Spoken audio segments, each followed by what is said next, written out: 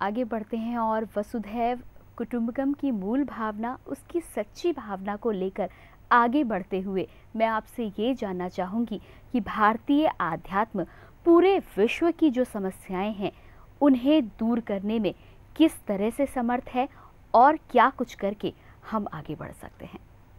चाहे समस्या गांव की हो, जिले की हो, प्रदेश की हो, राष्ट्र की हो या विश्व के किसी भी देश की हो, अगर बात को समझा जाए, समस्या 3 चीजों के कारण होती है। समस्या कोई भी हो, एक, आध्यात्म से अगर आपका अलगाव हो गया हो, आप विराट छवि को ना देखते हो। उदाहरण के लिए आज विश्व के सामने एक बहुत बड़ी समस्या है, प्रकृति का सतत अतिशोषण, लाइक ग्लोबल वार्मिंग, विश्व का ओवरऑल टेम्परेचर बढ़ता जा रहा है, हिमखंड विसर्जित होते जा रहे हैं, जो हमारे वन संपदा है वो घटते जा रहे हैं, हमारे खनिज बहुत ज्यादा उपयोग में आ रहे हैं। बल्कि एक आंकड़ा तो ये कहता है कि मनुष्य की उत्पत्ति जब से हुई तब से 1900 मतलब 100 साल पहले तक, सोचिए कितना बड़ा खंड है, जब मनुष्य की उत्पत्ति हुई तब से लेकर वर्ष 1900 तक जितनी जनसंख्या थी उतनी ही जनसंख्या 1900 से 2000 के बीच में जुड़ गई जी। मतलब जितनी संपदाओं का उपयोग सन 1900 तक प्रारंभ से हमने किया उतना ही हम 100 साल में कर चुके हैं जी। और हम उसी रेट से बढ़ रहे हैं। इसको कहते हैं ओवर पॉपुलेशन की समस्या। ये सब क्यों होता है? ये सब इसलिए होता है कि जब आप विराट छवि से कट जाते हैं। लेकिन हिंदू संस्कृति में इसके कैसे सरल सॉल्यूशन है, ये हर कोई जानता है। और कई बार तो हिंदू संस्कृति का इसके लिए मजाक उड़ाया पाश्चात्य संस्कृति के लोगों ने कि हम लोग पेड़ पौधों की पूजा करते हैं, लेकिन इसके पीछे के विज्ञान को किसी ने नहीं समझा जी। आज जो पश्चिम देश के लोग हंसी उड़ाते थे वो रो रहे हैं कि हमारे तो वन प्रदेश खत्म हो गए।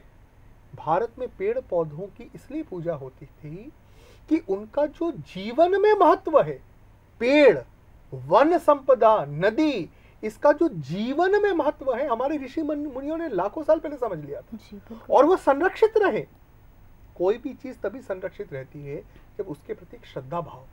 मुझे एक बात बताइए, जब माता पिता 70 साल के ऊपर हो जाए तो संतान के लिए उनकी उपयोगिता खत्म हो गई, लेकिन उनको कोई सड़क पे नहीं छोड़ता। क्यों? क्योंकि श्रद्धा भाव है।